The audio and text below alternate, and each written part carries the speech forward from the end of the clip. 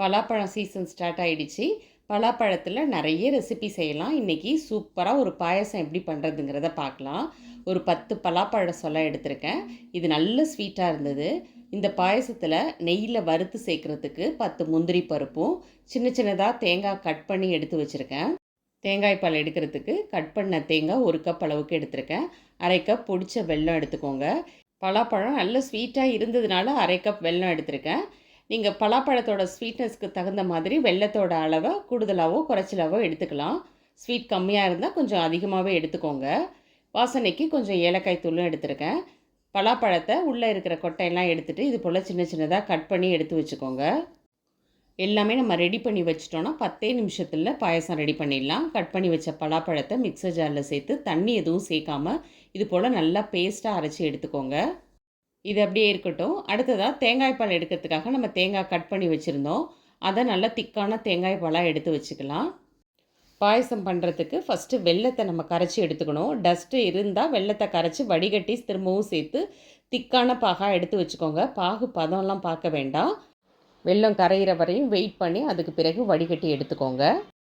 நம்ம வீடியோவை இன்றைக்கி தான் ஃபர்ஸ்ட் டைம் பார்க்குறீங்கன்னா சேனலை சப்ஸ்கிரைப் பண்ணிக்கோங்க. உங்கள் ஃபேமிலி அண்ட் ஃப்ரெண்ட்ஸுக்கும் இந்த வீடியோவை ஷேர் பண்ணிவிடுங்க. நம்ம சேனலில் ஏற்கனவே பலாப்பழம் பலாக்கொட்டையை வச்சிலாம் ரெசிபி அப்லோட் பண்ணியிருக்கேன். அதோட லிங்க் டிஸ்கிரிப்ஷனில் கொடுக்குறேன். அதையும் செக் பண்ணி பாருங்கள். வெள்ளை கரைசல் நல்லா திக்கானதுக்கு பிறகு இதை தனியாக எடுத்து வச்சுக்கோங்க. இப்போ வானலியில் 2 டேபிள் ஸ்பூன் நெய் சேர்த்துக்கோங்க. நெய் சூடானதுக்கு பிறகு முதல்ல முந்திரி பருப்பை நம்ம நல்லா பொன்னிறமாக வறுத்து எடுத்துக்கலாம்.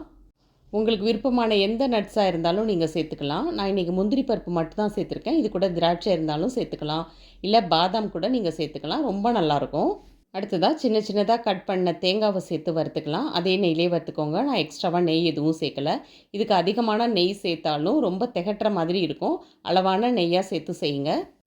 என்னோடய வீடியோஸ்லாம் முன்னாடியே நீங்கள் பார்த்துருந்தீங்கன்னா தெரியும். நிறைய பாயசம் ரெசிபி பண்ணும்போது இது போல் தேங்காவை சின்ன சின்னதாக கட் பண்ணி நெய்யில் வறுத்து தான் நான் சேர்த்துருப்பேன். இது பாயசத்துக்கு நல்ல ஒரு டேஸ்ட்டு கொடுக்கும். நீங்களும் ட்ரை பண்ணி பாருங்கள்.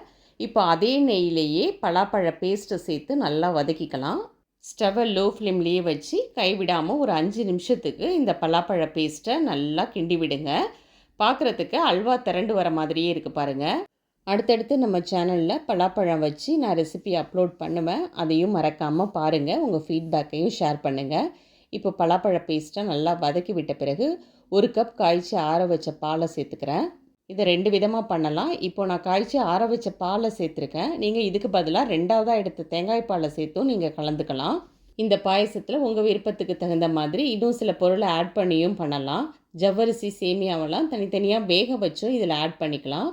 இல்லை நீங்கள் பாசிப்பருப்பை கூட நல்லா குழைவாக வேக வச்சு இந்த பாயசத்தோடு ஆட் பண்ணி பண்ணிங்கனாலும் ரொம்ப டேஸ்ட்டாக இருக்கும். ஒன்றும் ஒவ்வொரு விதமான டேஸ்ட்டில் இருக்கும். ஒரு சில பலாப்பழம் நல்லா பிரைட் எல்லோ கலராக இருக்கும். இது நல்ல ஸ்வீட்டாக இருந்தாலும் ரொம்ப லைட் எல்லோவாக இருந்தது.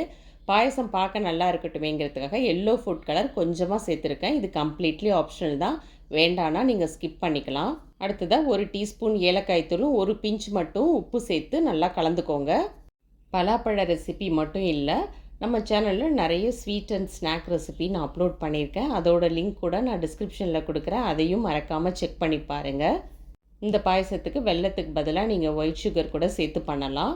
சுகர் சேர்க்கும்போது மட்டும் பலாப்பழத்தோட ஸ்வீட் எந்த அளவுக்கு இருக்குன்னு பார்த்துட்டு அதுக்கு தகுந்த மாதிரி சேர்த்துக்கோங்க. இதில் ஸ்வீட் அதிகமாகிடுச்சுன்னா ரொம்ப திகட்டிடும்.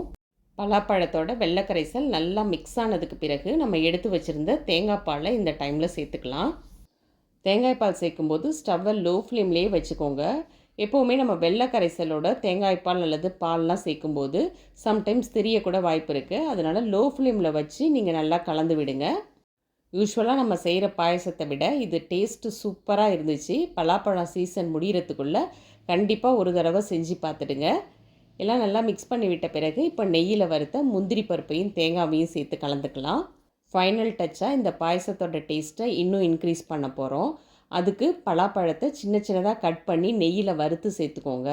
பாயசம் சாப்பிடும்போது பலாப்பழம் வாயில் கடிப்படுறதுக்கும் அந்த தேங்காய் முந்திரி எல்லாம் சேர்த்து சாப்பிடும்போது பிரமாதமாக இருக்கும்.